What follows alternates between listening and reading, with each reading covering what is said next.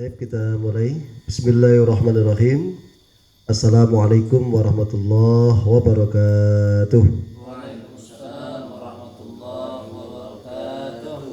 Alhamdulillah, alhamdulillahilladzi hadana lihada wa ma kunna linahtadiya laula an hadana Allah. Ashhadu an la ilaha illallah wahdahu la syarikalah wa ashhadu anna sayyidana Muhammadan abduhu wa rasuluhu la nabiyya ba'dah. Allahumma salli wa sallim wa barik ala hadan nabiyil karim sayyidina Muhammad wa ala alihi wa sahbihi ajma'in, amma ba'du. Qala ta'ala fil Qur'anil karim, a'udzu billahi minasy syaithanir rajim. يا أيها الذين آمنوا اتقوا الله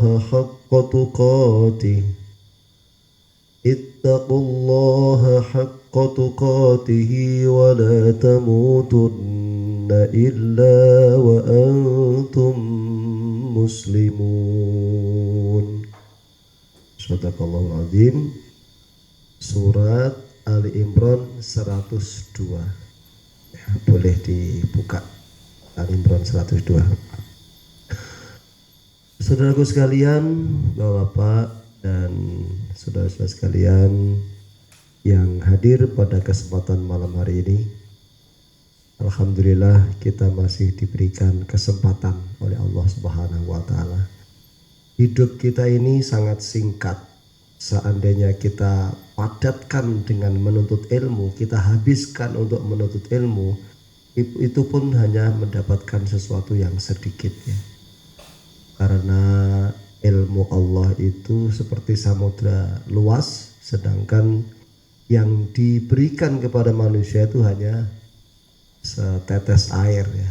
Digambarkan seekor burung yang mengambil sedikit air di samudra dengan paruhnya, dengan cucuknya, yang diambil oleh burung itulah yang dibagi oleh manusia ini, yang dibagi kepada manusia ini.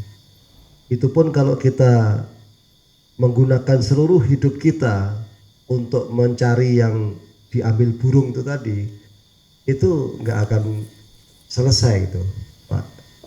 Jadi kan di dunia ini dibagi-bagi ya ilmu itu, ada yang sampai profesor, ada yang menemukan ini, menemukan itu, ada yang orang yang kita lihat sangat cerdas sekali, ada juga yang menengah, ada juga yang tingkat bawah.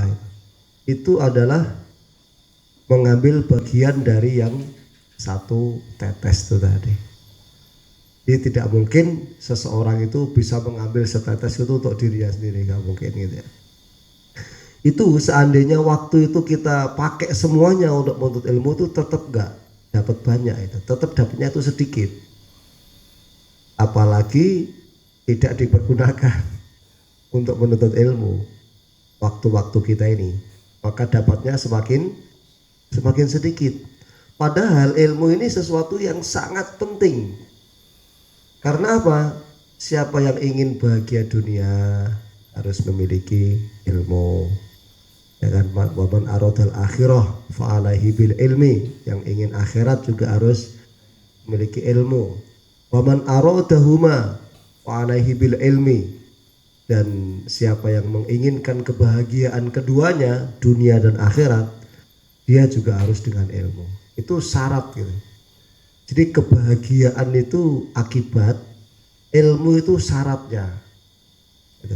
Jadi tidak mungkin syarat atau sebab itu tidak ada kemudian akibatnya ada, itu nggak mungkin. Akibat itu selalu mengikuti sebab itu sebagai syaratnya. Insya Allah, artinya kalau kita memiliki ilmu ini sudah ada peluang untuk kita bisa berbahagia di dunia dan di akhirat. Dan itu juga bisa kita pahami bahwa untuk bahagia di dunia itu sebenarnya ilmu bahagianya itu yang penting, bukan sesuatu yang di luar kita. Ini yang manusia jarang yang memahami itu. Jadi bukan uang yang banyak, makanan yang banyak, atau jabatan yang tinggi gitu. Tetapi ilmu untuk bisa bahagia itu loh, itu yang pentingnya di situ. Ilmu untuk bisa bahagia. Bahkan kalau orang miskin itu biasanya bertemu dengan bahagia itu lebih mudah dan lebih cepat gitu ya. Tapi kalau orang-orang kaya yang tidak punya ilmu bahagia ini itu lama dan berliku. Orang yang berharta banyak dan tidak memiliki ilmu bahagia itu bertemu dengan bahagia itu lama, jauh dan berliku. Ingin dapat bahagia aja mereka pergi ke Hawaii, pergi kemana lagi? Ke Bali. Nah, Bali kalau udah biasa lebih jauh lagi. Bahkan sekarang sudah dirancang pariwisata ke bulan. Udah ada dirancang itu. Nabunglah mulai sekarang, nanti bisa jalan-jalan ke bulan. Jadi ada di perusahaan di Amerika itu yang sudah menyiapkan nanti berapa hari gitu di bulan. Nah, itu begitulah susahnya orang-orang yang kafir itu dibikin susah oleh Allah untuk mendapatkan yang nama bahagia. Sementara mungkin kita yang hidup sederhana, ya punya uang 50.000 saja, bawa anak istri sekeluarga itu beli bakso, itu pulang udah nyanyi-nyanyi luar biasa itu. Udah ketemu bahagia itu udah ketemu dengan 50.000. Sebenarnya kan yang penting kan bahagianya itu. Ya, makanya ini ilmu itu pentingnya di situ. Yang penting itu bukan jalannya, tapi bahagianya ini. Kira-kira orang yang pergi ke Hawaii sana sehingga dia kemudian bisa bahagia, sama orang miskin yang beli bakso kemudian bahagia, sama kayak kira-kira alasannya. Kalau sudah bahagia itu ya sama. Kalau sudah namanya bahagia itu. Ya, jadi ilmu supaya kita bisa berbahagia ini penting. Gitu ya.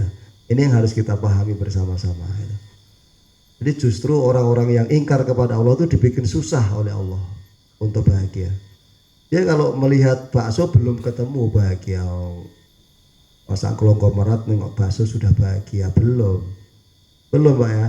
Dia lihat anak istri di rumahnya belum bisa dia bahagia.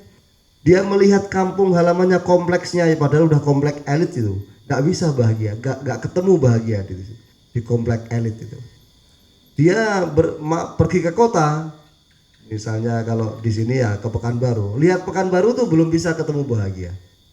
Padahal bagi orang lain lihat Pekanbaru tuh sudah sangat membahagiakan, mungkin yang jarang ke Pekanbaru gitu ya. Belum bisa ketemu bahagia tuh.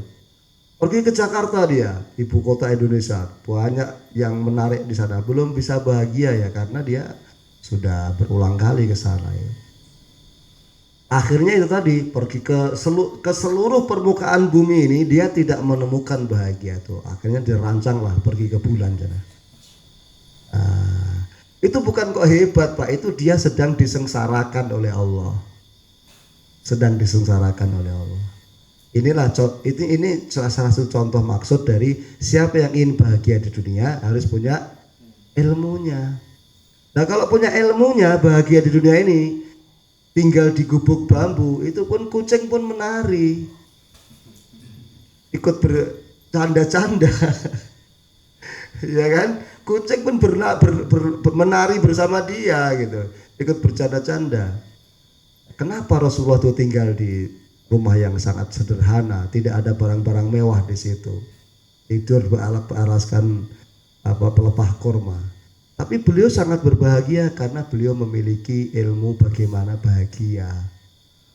Tapi walaupun sampai itu tinggal di istana, nggak punya ilmu bahagia, nggak bisa bahagia.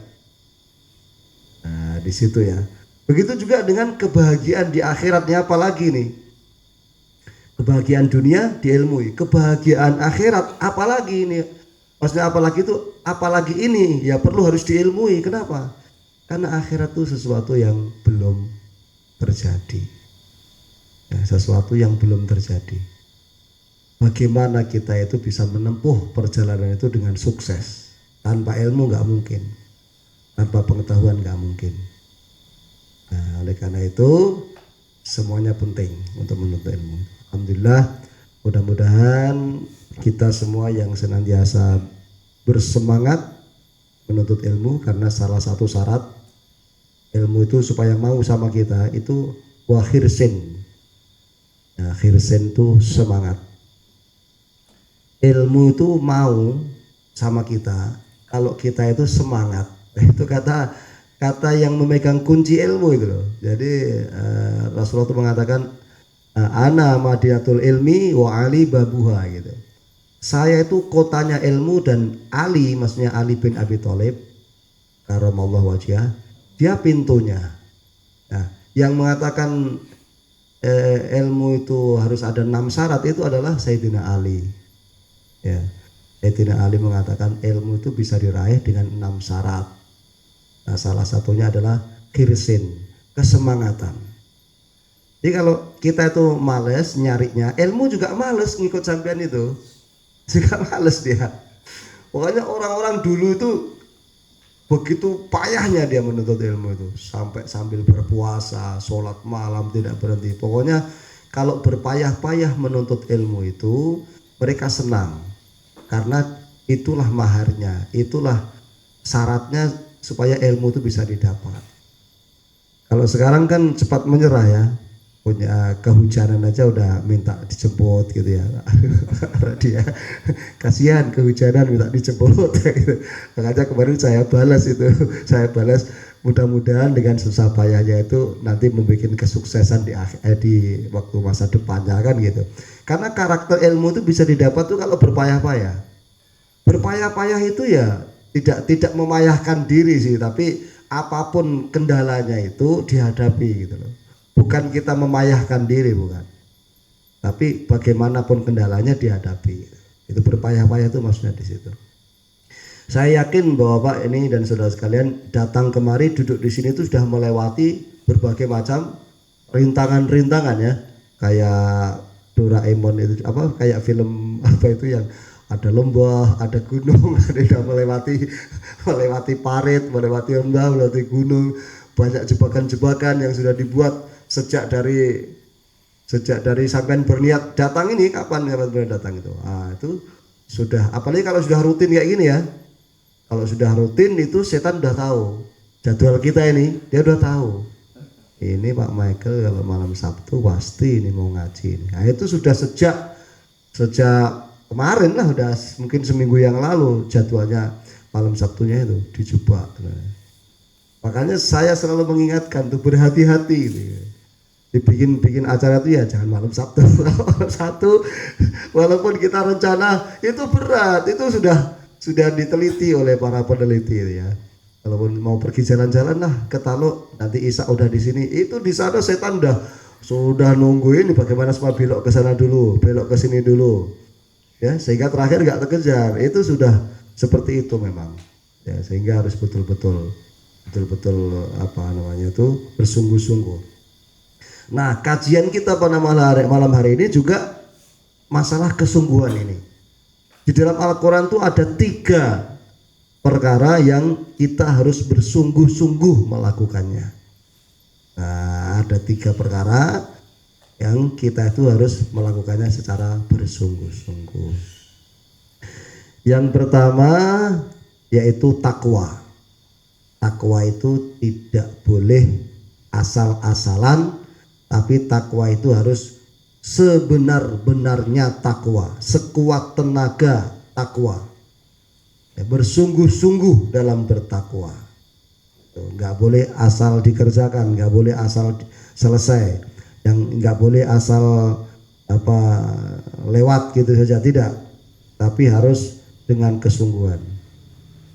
Ini difirmankan Allah Subhanahu wa taala dalam surat Ali Imran ayat 102.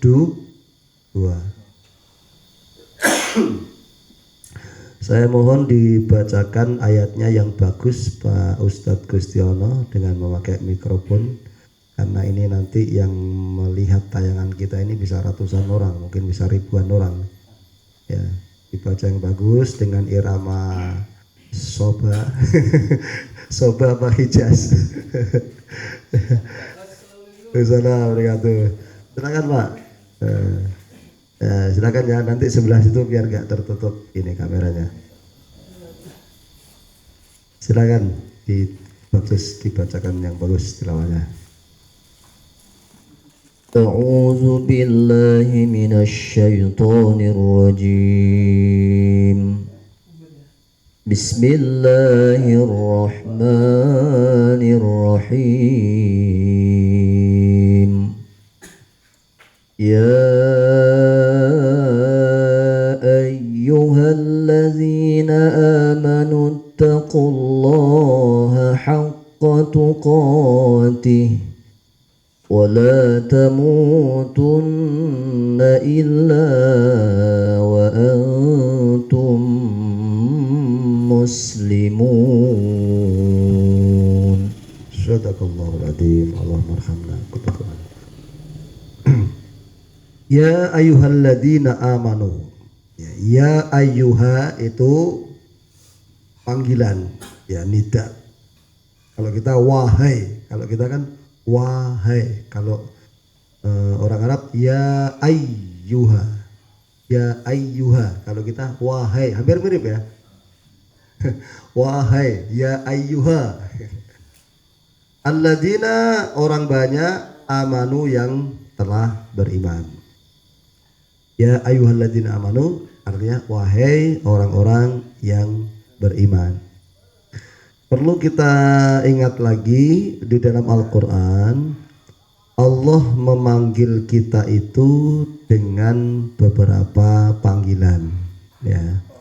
Di antaranya yang pertama adalah ya ayyuhan nas, yang kedua ya bani Adam, lalu yang ketiga ya ayyuhalladzina amanu. Itu maksudnya ya kita ini. Ya ayuhan nas, ya ayuhan nas itu wahai manusia. Ini saya ingatkan lagi. Ketika Allah memanggil wahai manusia, maka Allah ingin mengingatkan tentang kekurangan-kekurangan kita sebagai manusia, yaitu makhluk yang lemah, pelupa, banyak dosa, terus makhluk ya diciptakan Allah, terus sangat butuh pada Allah, sangat butuh terhadap nikmat-nikmat Allah. Itu ketika kita dipanggil dengan hei manusia, nah, itu berarti kita itu makhluk bodoh, lemah, sangat butuh kepada Allah. Itu langsung kita mengingat di situ. Lalu kemudian kalau kita dipanggil dengan ya bani Adam, wahai anak cucunya Nabi Adam. Kalau ada ayat-ayat yang seperti itu Allah ingin mengingatkan tentang tergelincirnya ayah kita Nabi Adam atas godaan iblis atau setan. Jadi kita disuruh berhati-hati dengan iblis, dengan setan, karena dia pernah menggelincirkan orang tua kita. Kita disuruh mengingat itu. Nanti biasanya kalau ya bani Adam nanti ya ayatnya tuh nggak jauh-jauh dari godaan setan, masalah godaan setan. Nah kalau yang ya ayyuhalladzina amanu, ya wahai orang-orang yang beriman, ya makasih mas. Itu yang dimaksud oleh Allah adalah Allah meminta ketaatan kita. Karena pasti setelah ini perintah. Nah, jadi yang diminta itu ketaatan kita. Karena apa? Karena tidak semua manusia mau mentaati Allah itu. Makanya ya ayuhan nas tidak dipakai di sini. Ya, kalau dipanggil wahai orang-orang yang beriman, berarti Allah mengingatkan tentang keimanan kita kepada Allah, dan orang yang beriman itu waqalu sami'na wa ata'na. Orang yang beriman itu berkata, kami mendengar ya Allah. Makanya kita kalau dipanggil ya ayyuhalladzina amanu, dalam hati labbaik ya Allah. Ada apa ya Allah? Saya mendengar seruanmu. Gitu ya. Kalau di ibadah haji kan memang diucapkan tuh labbaik Allahumma labbaik. Gitu. Karena orang haji itu dipanggil oleh Allah melalui lisan Nabi Ibrahim alaihissalam. Wa adzin fin nasi fil hajj, wa adzin lin nasi fil hajj, atau kama qala. Dan serulah manusia itu untuk melaksanakan ibadah haji. Ya, maka kemudian kita datang ke sana, labbaik Allah, labbaik Allah. Labbaik itu kata apa namanya itu bahasa Arab yang menunjukkan tentang kesiapan gitu ya. Ya gitulah kalau bahasa kita, ya atau oke atau apa. Nggih, sendika dawuh. Itu kata-kata seperti itu. Labbaik kalau bahasa Arab. Jadi ya ayyuhalladzina amanu, ya ada apa ya Allah? Karena kita mengaku dan ingin diakui kalau kita ini orang yang beriman. Tapi dengan labbaik kita itu, dengan jawaban kita tuh ya memang harus siap untuk melakukan yang akan diperintahkan ini, ya kan? Jangan nanti nggak siap. Kalau nggak siap itu wa aswaina wa qalu sami'na wa aswaina, ya kami mendengar perintah itu ya Allah, tapi kami nggak mau laksanakan. Kalau yang seperti itu ada kaum yang sudah melakukan seperti itu, yaitu Bani Israel di zaman Nabi Musa itu seperti itu. Dia mengatakan wa qalu sami'na wa aswaina, kami mendengar tapi kami tidak mau mengikuti itu. Nah, kalau orang mukmin kita diharapkan tidak seperti mereka, maka kita akan mendengar perintah ini dan kita akan mentaatinya. Apa perintahnya? Ittaqullah, bertakwalah kepada Allah. Takwa itu secara bahasa artinya takut, ya takut yang membuat kita itu menghindari apa yang kita takuti itu. Makanya di surat Al-Baqarah di ayat yang lain itu ada fattakunnar, ya fattakunnar alladzi waquduhan nas wal hijarah, itu kan. Fa in lam taf'alu wa lam taf'alu fattakunnar. Jadi fattakunnar di situ jangan diartikan bertakwalah kepada neraka. Ya, ini kan ittaqullah, kalau ini bertakwalah kepada Allah. Tapi kalau fattakunnar itu takutlah kamu dengan neraka. Yang ketakutanmu itu membuat kamu ingin berlari menjauh, menghindari siksa neraka, gitu. Nah, kalau fattakullah, takutlah kamu kepada Allah. Kalau takut kepada Allah itu enggak menjauh, tapi harus mendekat. Ya, kalau kita takut kepada neraka harus menjauh. Kalau kita takut kepada binatang buas harus menjauh. Tapi kalau takut akan kemarahan Allah itu harus mendekat. Kenapa? Ada yang tahu kira-kira? Kenapa kalau hewan buas kita suruh menjauh, neraka suruh menjauh, kalau Allah kok suruh mendekat? Ya, kira-kira kenapa? Mungkin Pak Broto ingin menyampaikan. Karena ya, itu kalau seperti itu banyak karena Allah yang memberi rezeki kita, karena Allah yang mematikan kita.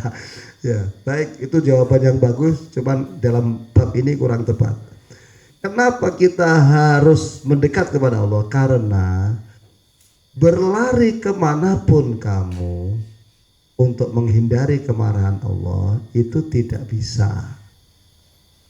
Maka satu-satunya jalan ya mendekat. Karena berlari menjauh gak bisa. Kalau kamu menghindari binatang buas tuh bisa, mungkin lebih kenceng kamu larinya gitu daripada binatang itu. Ya, atau mungkin kamu manjat pohon, binatangnya gak bisa gitu ya. Makanya harus lari menjauh. Ya, tapi kalau kepada Allah kita mau lari kemana? Mau menjauh kemana? Maka untuk menghindari kemarahan Allah itu justru harus mendekat, ya, karena Allah itu menyukai hambanya yang kembali mendekat. Berarti kita ini kan dari Allah, kan inna lillahi wa inna ilaihi rajiun. Kita ini dari Allah. Bisa dipahami kalau kita ini dari Allah. Hah? Bagaimana kepahamannya kalau kita kan nama tobat itu kan kembali. Kembali itu berarti kita sudah pernah di situ ya. Sudah pernah di situ, terus kita entah kemana-mana terus kembali lagi gitu kan. Jadi kalau dikatakan kita ini kembali kepada Allah, berarti kita itu berasal dari Allah. Masih ingat gak proses penciptaan kita? Inilah kedalaman dan keluasan Al-Quran itu di sini. Jadi roh manusia itu kata Allah, wa nafakha mir ruhi, dan aku tiupkan roh dariku, kata Allah. Dariku. Jadi kita dari Allah. Karena yang kita itu, yang roh itu, yang disyahadatkan Allah, di alam roh itu kan rohnya. Kalau fisiknya mana pernah disyahadatkan Allah. Yang kita diciptakan dari setetes air, kemudian menjadi segumpal darah, segumpal daging, kemudian menjadi janin, sempurna janin, baru ditiupkan roh. Roh yang ditiupkan itu adalah roh yang sudah disyahadatkan itu. Yang kamu itu yang itu tadi, yang antum itu yang sudah ditanya alastu birabbikum gitu. Ya, alastu birabbikum. Makanya dulu pernah saya sampaikan, kalau saya lihat sekarang ini Pak Ustadz Gustiono ini badannya Pak Ustadz Gustiono, itu kepalanya, itu tangannya, itu kakinya. Pak Gustiononya bukan ini.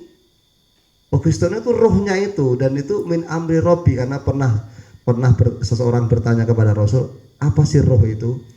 Maka Allah menyuruh menjawab, roh itu urusan Tuhan. Jadi kita nggak mengetahui, tapi bisa merasakan gitu ya.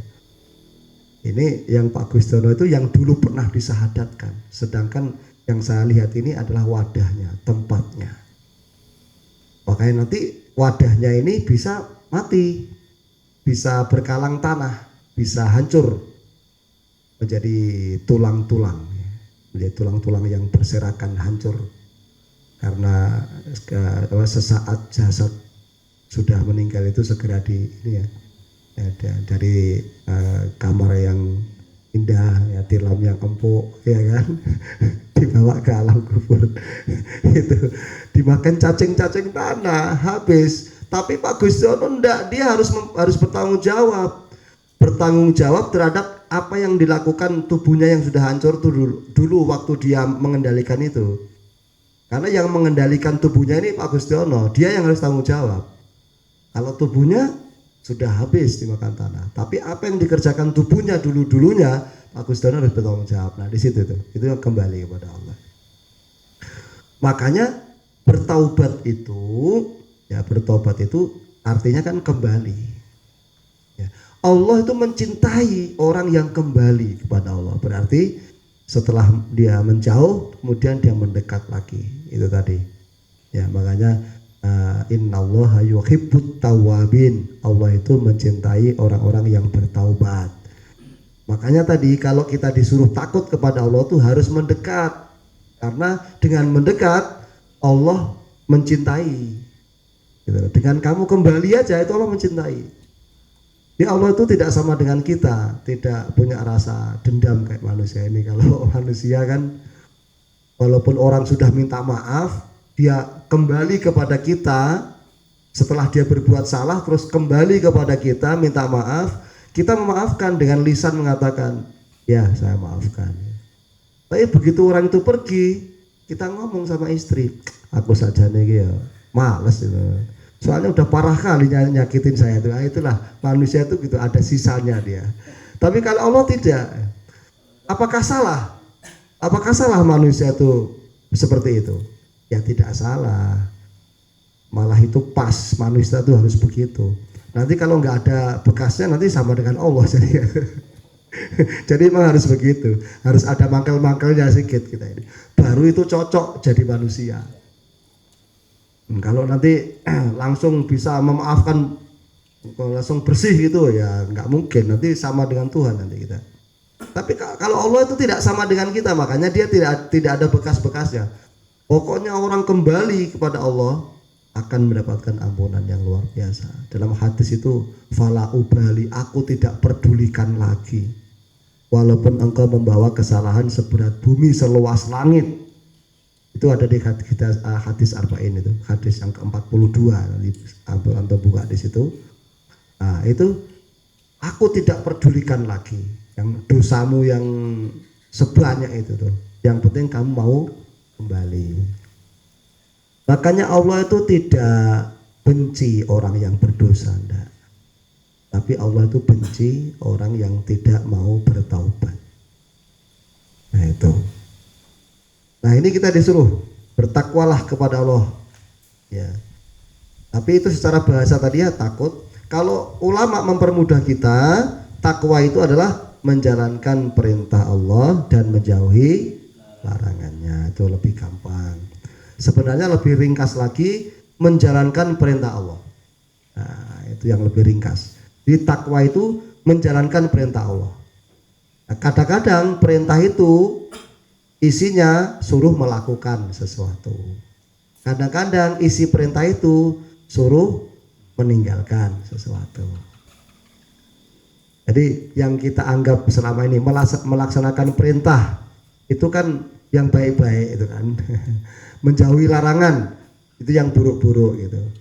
Padahal larangan itu sebenarnya ya perintah juga. Tapi perintah untuk tidak dikerjakan. Nah, itu.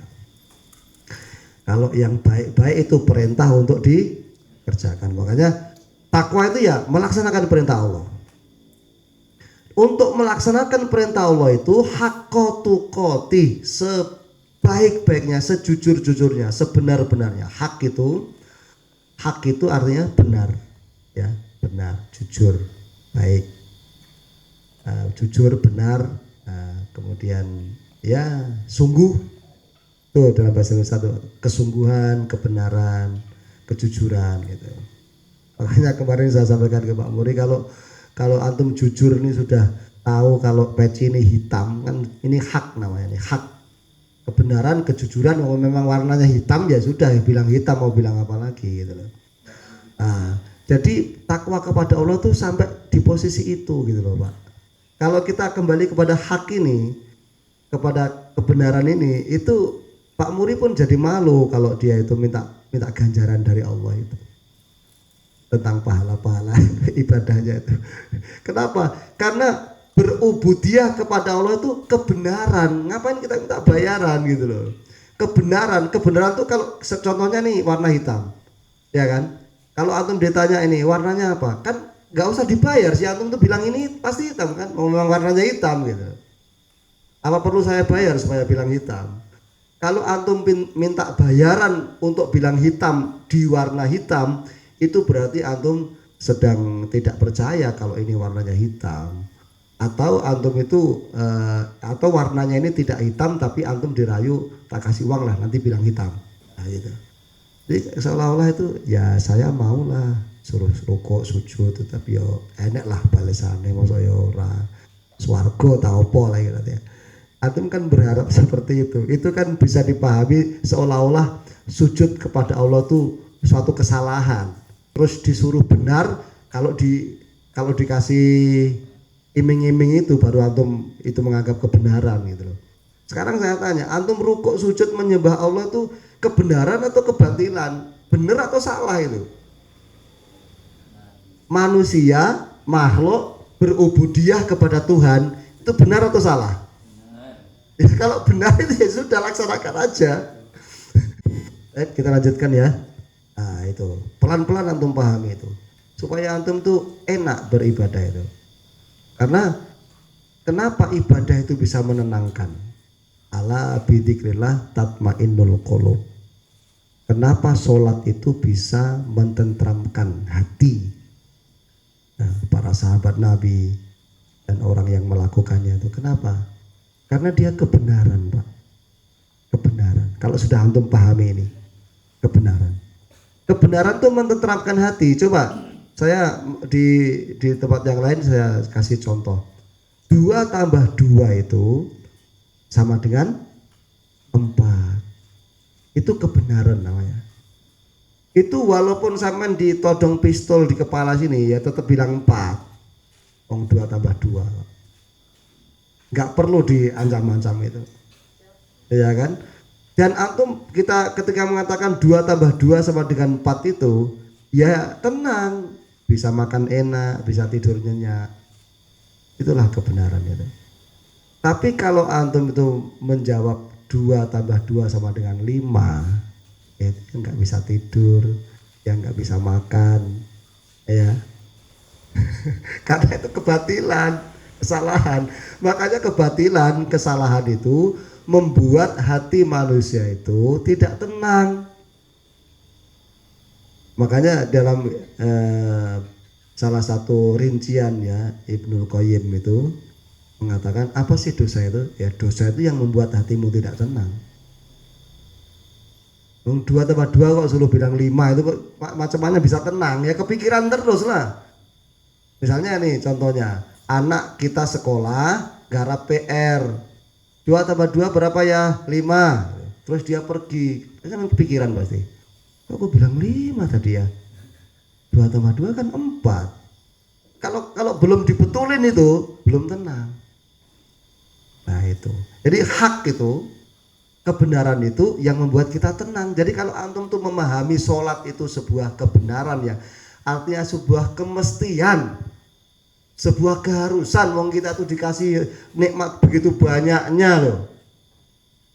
Sebagai bentuk rasa terima kasih, makanya sampai saya bilang di tempat yang lain tuh, seandainya Allah itu tidak mengutus para rasul, kita tuh akan mencari tahu sendiri itu bagaimana cara menyembahmu ya Allah. Kita itu akan mencari tahu bagaimana cara menyembahmu ya Tuhan. Engkau yang telah memberikan rezeki begini banyaknya, tolong kasih tahu bagaimana cara menyembahmu. Itu keharusan Pak, sudah keinginan kita untuk berterima kasih itu. Itulah makanya kalau manusia yang tidak dikasih petunjuk oleh Rasul, mereka mengekspresikannya semaunya. Ya membawa sesajen ke bawah pohon, mungkin membuang makanan ke laut, itu kan karena nggak ditunjukkan atau dia tidak mau mencari petunjuk yang benar bagaimana cara berterima kasih kepada Tuhan itu, sehingga diekspresikan sendiri. Sehingga ketika manusia itu sudah memahami itu, ya sholat itu dikerjakan dia tenang karena dia merasa ada yang terbuang sisi sakit di dalam hatinya itu, sisi sakit dalam hatinya itu ada yang terbuang. Kalau tidak sholat itu menyakiti hati kita, karena tidak sholat itu kebatilan. 2 tambah 2 sama dengan 5 itu menyakiti hati kita, meresahkan pikiran kita. Ketika kita sudah merubah dari 5 itu menjadi 4, tenang hati kita. Makanya ketika kita tidak sholat, itu ada yang tersakiti dalam diri kita. Lalu ketika kita sholat, terbuanglah rasa sakit itu, sehingga timbul di situ ketenangan. Oleh karenanya, yang pertama mendapatkan manfaat daripada sholat kita itu ya kita sendiri. Wong kita sedang betuli 5 itu jadi 4 ya. Kita sedang mententramkan diri kita sendiri. Nah itu ya. Nah, agak dalam tapi gak apa-apa. Wis tuwek masa orang ngerti.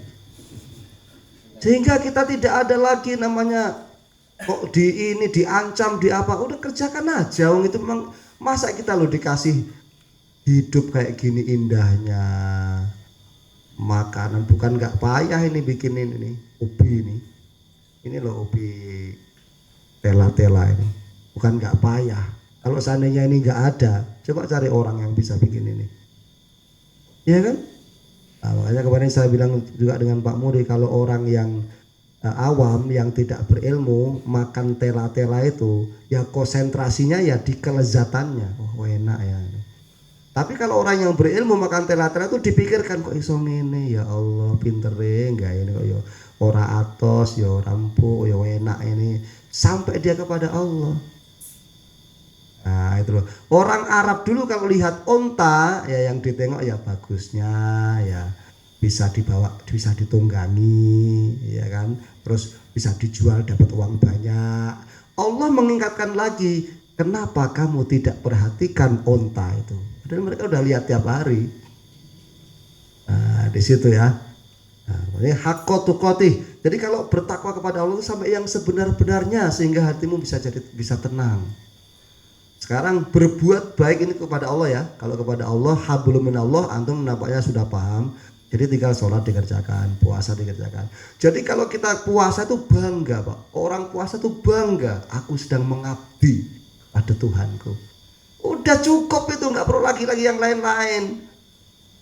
Seperti kebanggaan abdi dalam itu disuruh nyapu keraton, itu nyanyi-nyanyi ya. Antum kalau ada pementasan wayang atau ketoprak atau apa di Jawa itu, pasti yang tukang nyapu-nyapunya itu pertama pasti nyanyi-nyanyi.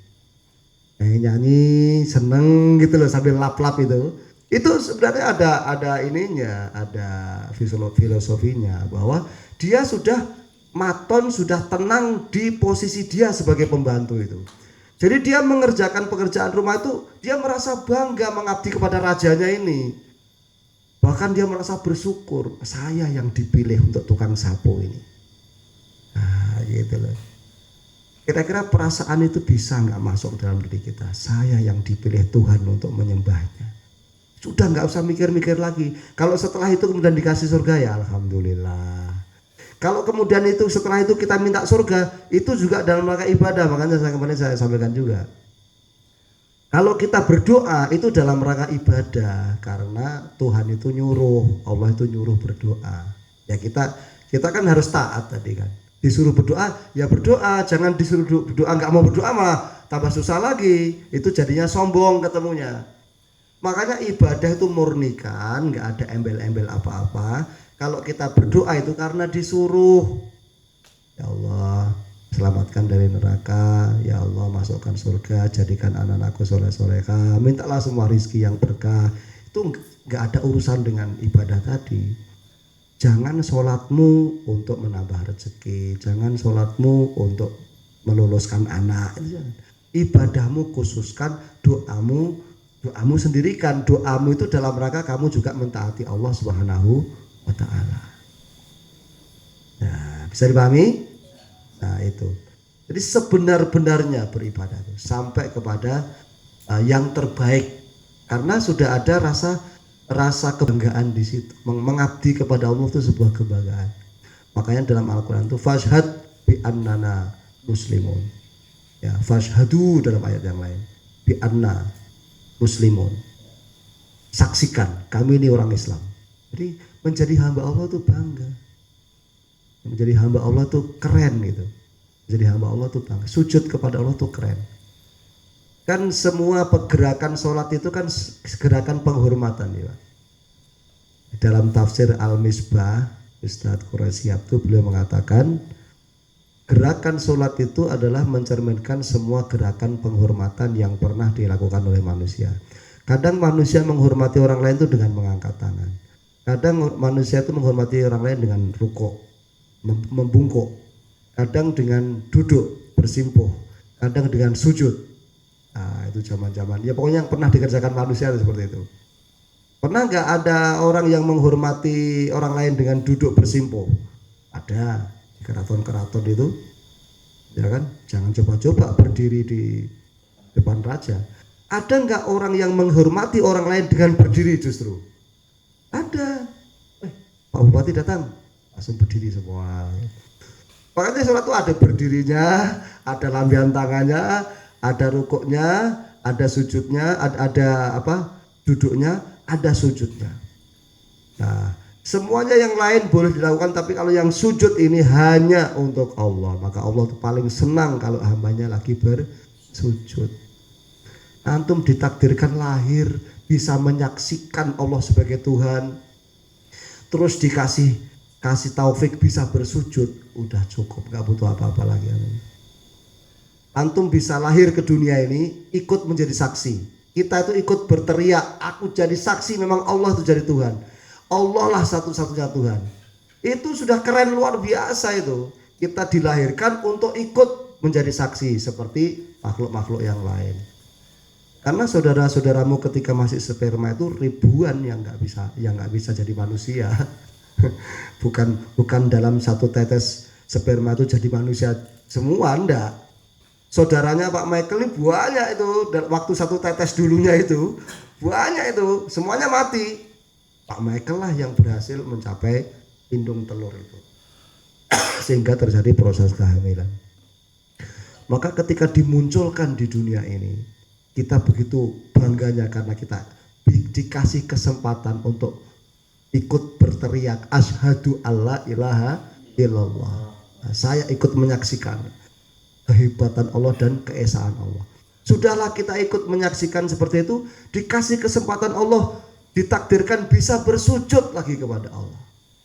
Wah, itu makhluk itu keren luar biasa. Enggak butuh apa-apa lagi tuh. Makanya sampai ada dialog, ini entah imajinatif atau fakta, ini perlu ini lagi, tapi ada dialog antara wali dengan Allah SWT. Kamu nanti saya masukkan surga, kata Allah. Maka wali ini bertanya, apakah ada sholat di surga itu ya Allah? Ya enggak ada, enggak perlu lagi sholat. Bagaimana mungkin saya bisa hidup tanpa sholat ya Allah? Malah jaluk sholat lagi di surga itu, karena sholat bagi dia itu perwujudan rasa syukur itu. Ya kalau misalnya kamu di surga dikasih makan yang enak-enak terus nggak diperintahkan sholat itu, dia menyakiti hatinya itu. Jadi si wali tadi itu bagaimana perasaan saya ini mewujudkan terima kasih podo karo sampean itu sudah dibantu banyak sekali sama orang, terus udah nggak usah kamu bilang terima kasih. Sakit gak malah hati kita? Sakit kan? Kita kan ingin mewujudkan. Terus apalah Pak, suruh nyuci mobil atau apalah. Terus gak usah, kamu gak usah terima kasih. Itu malah sakit loh hati kita itu. Sampai seperti itu. Ya kan? Ini mungkin dialog imajinatif, tapi karena orang di surga itu kata Allah fi suguli ya'mahun gitu. Nah, mereka tuh sudah sibuk dengan kenikmatan. Ya udah diprogram untuk melakukan kenikmatan aja. Gak ada rasa-rasa sungkan lagi, gak ada rasa-rasa gilin, rasa-rasa sakit gak ada lagi gitu. Jadi cukup dengan ucapan alhamdulillah kalau di surga itu. Jadi mereka memuji Allah dengan keindahan dan nikmat-nikmat surga itu dengan ucapan alhamdulillah. Dalam ayat Al-Quran itu disebutkan wa akhiru da'wahum anilhamdulillahi rabbil alamin. Hanya dengan ucapan alhamdulillah. Ya rasanya sih memang memang kalau kita itu sangat cinta kepada Allah tuh kok kayak kurang gitu loh. Dikasih bidadari, dikasih selama-lamanya loh di situ itu, di surga itu. Masa cuma bilang alhamdulillah doang gitu kan. Nah itu. Tapi kata Allah memang begitu, orang surga nanti ya alhamdulillah udah cukup gitu, untuk memuji Allah. Jadi kalau di dunia ini kan belum cukup ya, kita harus melakukan ketakwaan ini semua. Bukan cuma bilang alhamdulillah saja. Maka laksanakan, luar biasa itu. Kita puasa, kita sholat malam. Ya Allah, indah sekali ya kalau kita memahami seperti itu. Itu yang dipahami oleh Rasul itu bahasanya, saya sholat itu ya saya karena senang kalau dinilai Allah sebagai hamba yang bersyukur. Jadi dia beribadah itu sudah untuk prestasi, bukan untuk gaji. Itu yang saya bilang kemarin itu, ada orang bekerja itu untuk gaji, ada yang untuk prestasi. Ini biasanya beda cara kerjanya nih. Kalau orang bekerja untuk gaji, enek mandore ya dia semangat kan. Tapi nek gak enek mandore bisa geleme, yang penting akhir bulan dapat gaji. Tapi kalau untuk prestasi, dia udah gak mikir gaji itu lagi. Dia akan bekerja yang sebaik-baiknya. Begitu juga lah amal-amal kita kepada Allah Subhanahu wa taala. Jadi yang pertama ini yang harus kita bersungguh-sungguh benar-benar itu adalah masalah ketakwaan. Wala tamutunna illa wa antum muslimun, dan jangan sampai kamu mati kecuali dalam keadaan muslim. Dari mulai ujung rambut sampai ujung kaki berpasrah kepada Allah. Baik, yang kedua, silakan sambil santai saja. Rotok-rotok ngantuk ya dilawan. Ini kita sedang jihad fisabilillah. Karena harus dipayahkan. Gak payah kok ilmunya gak gelem melu. Ya itulah susahnya ilmu ini. Harus ada kepayahan kita itu. Nah kita tuku buku gak gelem maca, gak gelem, ngapal gak gelem ya piye ya entuk deh. 121 Al-Baqarah. Al-Baqarah 121. Silakan dicari Pak Agus, dibacakan ayatnya yang dengan suara yang indah. Kayak contohnya ini, nah, Pak Agus punya suara bagus, terus dia dikasih kesempatan untuk tilawah. Itu dikasih kesempatan aja, itu sudah sangat bersyukur. Nggak akan mau dia itu nggak akan dia bertanya tentang bayarannya, nggak akan. Kayak gitulah harusnya kita kepada Allah.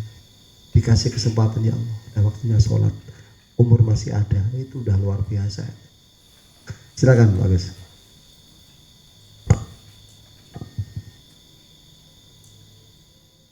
Bismillahirrahmanirrahim. الذين آتيناهم الكتاب يتلونه حق تلاوته أولئك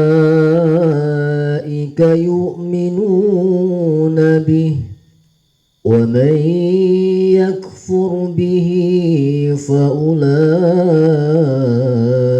هم الخاسرون. Baik, alhamdulillah, luar biasa. Seni itu harus digunakan untuk memperindah kebenaran, karena seni itu sudah selama ini diperkosa oleh manusia untuk memperindah kemungkaran. Makanya manusia banyak tertipu itu karena seni dipakai untuk memperindah kemungkaran. Harusnya seni itu untuk memperindah kebenaran, sehingga manusia itu mau mendekat kepada kebenaran gitu. Nah, di sini alladzina atainahumul kitab, orang-orang yang telah kami berikan kepada mereka alkitab, yatlunahu, mereka itu membacanya, haqqa tilawati, dengan yang sebenar-benarnya membaca.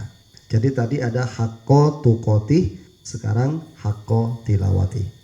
Mereka yang membaca dengan sebenar-benarnya itu ulaika yu'minu nabi, mereka itulah yang beriman dengan kitab itu. Wa may yakfur bihi, dan barang siapa yang mengingkari kitab tadi, faulaika humul khasirun, maka mereka itulah orang-orang yang merugi. Jadi salah satu bentuk kerugian yang ada di surat Al-Asr itu, semua manusia dalam keadaan merugi. Nah, salah satu bentuk kerugiannya adalah mengingkari Al-Quran. Mengingkari Al-Quran itu rugi, Pak, satu kerugian. Berarti mengimani Al-Quran berarti satu keuntungan.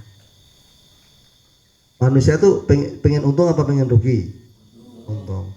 Kalau orang dapat untung itu senang apa susah? Ya harusnya antum ini senang di sini itu. Mereka yang tidak mengaji itu yang harusnya susah. Mereka yang rugi, kita yang untung kok. Tapi kan susah kalau nggak bisa dipahami seperti itu, kan susah. Kadang-kadang yang lagi beramal soleh itu yang hatinya malah pada susah. Mereka yang sedang maksiat itu malah yang pada seneng. Sekarang lagi joget-joget, lagi apa di sana itu, seneng-seneng. Kebalik, harusnya kita yang seneng, kita yang untung kok. Mereka yang rugi kan. Harusnya mereka yang harusnya menangis, kita yang harus senang. Oke, di sini kita coba pelajari pelan-pelan. Ada kata-kata tilawah. Tilawah itu berbeda dengan qiraah ya. Kalau qiraah itu membaca semua bacaan. Pokoknya membaca apa saja itu memakai kata qiraah. Membaca Quran, membaca buku, membaca novel, membaca SMS, membaca WA, itu qiraah. Tapi kalau tilawah itu yang pertama membaca suatu bacaan yang suci dan agung. Makanya tilawah itu hanya untuk Al-Quran. Kemudian tilawah itu maksudnya membaca dengan maksud memahami dan akan mengikuti dari isi bacaan. Itu maksudnya tilawah. Jadi dalam bahasa yang lain, Talayatlu itu mengikuti artinya. Mengikuti. Jadi tilawah itu adalah membaca tapi dengan tujuan memahami dan akan mengikuti. Tilawah. Makanya kalau Pak Broto baca WA nggak usah bilang sama ominya nanti lagi tilawah WA ini nggak boleh. Lagi membaca WA boleh, tapi kalau lagi tilawah WA ya nggak boleh. Tilawah itu untuk bacaan yang suci dan agung dan dengan maksud memahami dan mengikuti. Nah itu. Siapa orang-orang yang beriman kepada kitab itu? Orang yang beriman kepada kitab itu ya yang membaca dengan tilawah itu tadi, yang sebenar-benarnya membaca. Karena yang dibaca itu kan sebuah informasi. Yang dibaca ya Al-Quran itu tadi itu sebuah kabar, sebuah berita, sebuah naba. Makanya amma yatasaalun anin naba'il azim. Naba itu berita besar. Yang membawa berita itu namanya nabi. Di nabi itu orangnya, naba itu beritanya. Nah, beriman itu maksudnya percaya. Jadi mempercayai berita itu. Gitu. Jadi ketika membaca Al-Qur'an, tentu di situ adalah berita-berita, informasi-informasi. Lalu kita yang membaca, kita mempercayai, membenarkan. Itulah maksudnya beriman itu. Mempercayai isi yang dibaca itu. Nah, akibat ataupun kelanjutan dari mempercayai itu ya mengikuti. Orang kalau percaya itu ya ikut. Saya contohkan seperti ini misalnya, ada berita kepada ibu-ibu di Desa Sukamaju supaya berhati-hati karena sekarang lagi banyak pencopet, banyak jambret di pasar Desa Sukamaju. Mohon jangan membawa atau memakai perhiasan-perhiasan yang mencolok. Nah, itu isi beritanya. Itu kalau si orang yang membaca tadi, seorang ibu tadi membenarkan berita itu, oh iya, benar nih beritanya ini. Maka apa yang dilakukannya? Ya dia tidak memakai perhiasan itu sebagai bentuk kepercayaan dia kepada berita itu. Kalau dia mengatakan percaya kepada berita itu tapi kemudian dia memakai perhiasan yang mencolok lagi, itu artinya dia nggak percaya. Nah itu loh. Jadi tilawah itu begitu. Jadi kalau kita sudah yatslunahu haqqa tilawati, membaca dengan sebenar-benarnya membaca, berarti kita akan berusaha untuk mengikuti apa yang dibaca itu. Misalnya di itu ada ayat yang misalnya ayat yang menyuruh berbuat baik kepada anak yatim. Oh iya, saya percaya. Habis itu dikerjain. Nah, itu. Kemudian membantu orang miskin misalnya, atau berbuat baik kepada kedua orang tua misalnya. Nah, atau yang ibadah kepada Allah misalnya mendirikan sholat ya, kemudian membayar zakat atau kemudian berpuasa di bulan Ramadan. Ya ini benar ini dari Allah dan dia akan melaksanakan itu. Nah itulah namanya haqqo tilawati, membaca dengan sebenar-benarnya membaca. Jangan sampai kita membaca tulisan dilarang membuang sampah tapi kita membuang sampah pas di bawah tulisan itu. Nah, itu namanya dia tidak membaca dengan sebenar-benarnya membaca. Nah itu. Jadi seperti itu Pak. Kalau begitu berarti Al-Quran ini harus dipelajari isinya ya Pak Ustadz. Ya jelas. Bagaimana kita mau mempercayai kalau nggak dipahami. Yang kita percayai kan isi beritanya itu. Yang kita percayai itu. Makanya di sini lanjutannya wa may yakfur bihi, siapa yang ingkar, siapa yang kufur dengannya, maksudnya ya dengan informasi-informasi itu dia tidak percaya.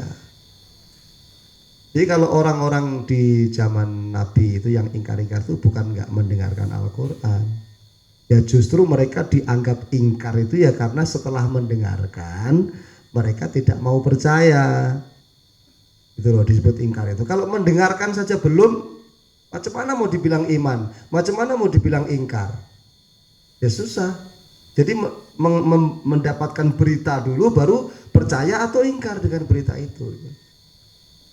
Jadi bagaimana mungkin antum itu mengatakan aku beriman kepada Al-Quran, sedangkan antum belum mendengar isinya itu apa? Apa yang antum percayai itu? Belum mendengar isinya kok. Nah itulah makanya kita datang ini supaya mendengar isinya itu. Nah sekarang sudah disampaikan isinya, ada pilihan lagi sama antum. Kalau antum percaya berarti iman, berarti antum disebut mukmin. Kalau tidak percaya berarti kafir, kufur, kafir. Kalau ragu-ragu yaitu nanti jatuhnya munafik yang selalu ragu-ragu itu. Nah itu ya. Jadi ada proses-proses yang harus dilalui. Membaca tidak boleh sekedar membaca, tapi membaca itu harus yang sebenar-benarnya. Kemudian yang ketiga, yang terakhir, yang sungguh-sungguhnya harus kita kerjakan adalah jihad. Ada di surat Al-Hajj ayat 78.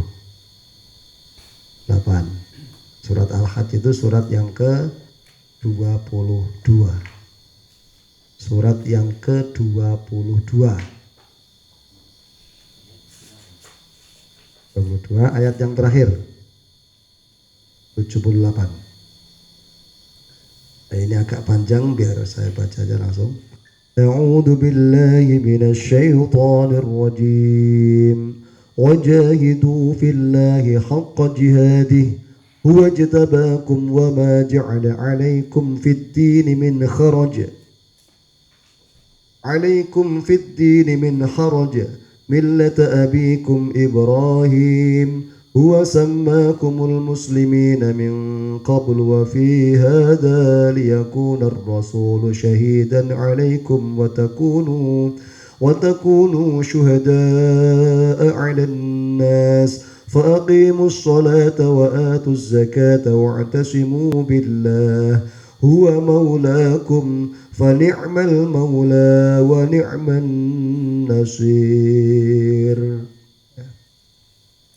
Wajahidu, dan berjihadlah kalian fillahi, di jalan Allah, haqqa jihadih, dengan sebenar-benarnya jihad. Haqqa jihadih. Untuk gampangnya memahami ini, salah satu bentuk jihad itu kan perang. Kalau antum perhatikan, orang sedang perang itu kalau menebaskan pedang, dia sedang perang, menebaskan pedang itu kira-kira sepenuh tenaga, separuh atau sepertiga atau seberapa? Orang perang itu pasti sepenuh tenaga. Itulah arti jihad kalau antum mau tahu itu. Jadi kalau mengayunkan pedang itu kayak orang perang itu ya memang sepenuh tenaga gitu loh, sekuatnya. Kalau memanah, nariknya itu ya sekuatnya. Kalau melemparkan tombak, ya sekuatnya. Nah itulah. Nah, kalau kita ingin memahami jihad itu seperti apa, sekuatnya apa yang kita miliki itu. Bahkan kalau melempar tombak itu di samping tenaganya sekuatnya juga konsentrasi harus penuh karena harus tepat sasaran lagi, ya kan? Jadi pikirannya penuh, konsentrasi penuh, fisiknya juga penuh dikeluarkan semuanya. Seperti itulah gambaran kalau yang dinamakan jihad ini. Jadi sekuat tenaga gitu. Maksudnya perjalanan kita untuk mentaati Allah, baik bentuk jihad itu apakah berupa bekerja mencari yang halal, atau berupa menuntut ilmu, atau berupa membahagiakan keluarga, atau macam-macam, semua perintah Allah sabilillah. Sabilillah itu berarti semua yang diperintahkan Allah itu sabilillah. Nah kita berjuang di situ, berjuang di jalan yang diridhoi Allah itu dengan sekuatnya. Ya. Apakah orang yang berinfak 1 juta itu sudah dibilang sekuatnya? Nah ini bergantung dari kemampuan orang tadi. ibarat ayunan pegang atau pukulan martil. Kalau di game di game-game di mall-mall itu kan ada ukurannya, pukulan kita itu ya Pak. Pukul tuh 250, ada ukurannya kan. Pukulannya itu bisa diukur berapa beratnya itu. Nah itu. Jadi per orangnya akan beda. Nah, Pak Broto mukul sudah sekuatnya ini 200. Pak Michael mukul belum sekuatnya tapi udah 210. Nah itu yang dinilai jihad yang Pak Brotonya ini karena dia udah sekuatnya ya. Walaupun hanya 200. Tapi itu sudah ngedene pol iso 200 iku. Lah Pak Michael karena badannya kokoh, dik ini aja 210 wis melewati Pak Broto gitu. Tapi dia belum berjihad gitu. Nah, jihad tuh di situ tuh, mengeluarkan. Makanya coba antum raba-raba lagi. Kalau disuruh coba tilawah sehari ya harus ada lah setiap hari tilawah 1 juz gitu. Nggak bisa Pak Ustaz. Nah coba ditengok-tengok lagi. Coba diraba-raba lagi. Memang betul-betul nggak bisa atau jangan-jangan kita ini salah menempatkan tenaga. Jadi sesuatu yang harusnya butuh sekian persen kita penuhkan di situ. Nggak bisa mengatur energi ibaratnya. Makanya kita ini kadang-kadang gimana ya? Kalau urusan kepada Allah ini kenanya tuh sisa-sisa, bukan pada saat kita fresh di situ, pada saat kita penuh tenaganya gitu. Itu sisa-sisa tuh. Jadi ngaji sisa-sisa tenaga, sisa-sisa waktu, nek kober, nek ora udan, nek wetenge warak, macam-macam syarat-syaratnya itu ya. Nah, bagaimana kalau kita balik sekarang? Kalau antum bisa membalik itu, dunia itu ngikut. Dunia ngikut. Karena dunia ini diciptakan kata Allah lakum untuk kalian. Ya huwallazi khalaqa lakum ma fil ardi jami'ah. Jadi kalau kita itu kenceng kepada Allah, dunia ini ngantri di belakang kita. Tapi kalau kita ngejar dunia, kita tidak akan pernah mendapat kecuali yang sudah ditentukan. Dan Allah lari dari kita, jauh dari kita. Ya, saya ulangi ya. Kalau kita betul-betul mendekat kepada Allah, dunia ini ngikut. Tapi kalau kita ngejar dunia, tidak akan lebih dari yang sudah ditetapkan Allah. Tapi resikonya Allah menjauh. Enakan mana itu? Dekat kepada Allah, Allah sayang. Dunia dikasih kita. Kita ngejar-ngejar dunia, nggak pala pun akan dapat kecuali yang sudah ditentukan. Makanya ada juga orang miskin itu yang terus menerus cari duit ya dapatnya segitu aja. Memang ditentukan segitu kok. Tapi dia memiliki resiko jauh dari Allah. Ada resiko tambahannya. Kan susah kan, banyak kan orang miskin itu yang juga nggak mau ibadah gitu. Udah kita miskin nggak mau ibadah gitu. Ya, prinsipnya dia akan mengejar harta itu sebanyak-banyaknya. Tapi kalau jatahnya segitu ya segitu aja. Lawang kita tuh dikasih tempat segelas kok. Walaupun yang datang itu 1 drum, yang kita bawa berapa? Ya tetap segelas itunya segelas. Yang lainnya tumpah kemana-mana. Jadi kadang-kadang tumpah kemana-mana tuh bisa karena hilang, ditipu orang, terjadi kebakaran, musibah macam-macam. Gitu. Yang tetap kebawa ya yang setempat kita, seukuran kita itu tadi. Nah itu di hakko jihadi, sungguh-sungguh dalam berjuang. Berjuang itu yang sungguh-sungguh, nggak boleh separuh-separuh. Kalau kita perang, mukulnya itu penuh. Kalau tidak ya kita yang akan mati, ya kita yang akan kalah dalam peperangan itu. Kita sedang berperang ini dengan iblis, dengan setan. Gitu ya. Kalau kita nggak sungguh-sungguh ya kalah pasti. Karena setannya itu sungguh-sungguh dia. Setan itu luar biasa loh sungguh-sungguhnya itu. Sabarnya luar biasa setan itu. Iya kan? Jadi kita harus juga bersungguh-sungguh melawan dia. Jihad melawan hawa nafsu itu yang paling berat kan. Nah, di situ. Mudah-mudahan dengan materi kita pada malam hari ini bisa antum diberikan kepahaman oleh Allah Subhanahu wa taala. Dan kita semuanya mendapatkan ilmu yang manfaat di dunia maupun di akhirat kelak. Amin ya rabbal alamin. Kalau ada benarnya datang dari Allah, mari kita laksanakan bersama-sama. Kalau ada salahnya, mari Kita kalau ada salahnya saya mohon maaf yang sebesar-besarnya, mungkin kurang belajar. Mudah-mudahan kita semuanya dimaafkan oleh Allah Subhanahu wa taala, dan kita ajak kawan-kawan kita untuk menikmati hidangan-hidangan dari Allah Subhanahu wa taala. Mereka yang sedang merana jiwanya, mereka yang sedang resah kehidupannya, kita ambil, kita sampaikan, kita dakwahkan kepada mereka, karena agama itu adalah sesuatu yang begitu nikmat ya gitu ya. Jadi mentaati Allah itu sebuah kenikmatan kalau kita bisa memahami. Kalau kita sudah paham bahwasanya kita ini manusia, maka mentaati Allah itu sebuah kenikmatan.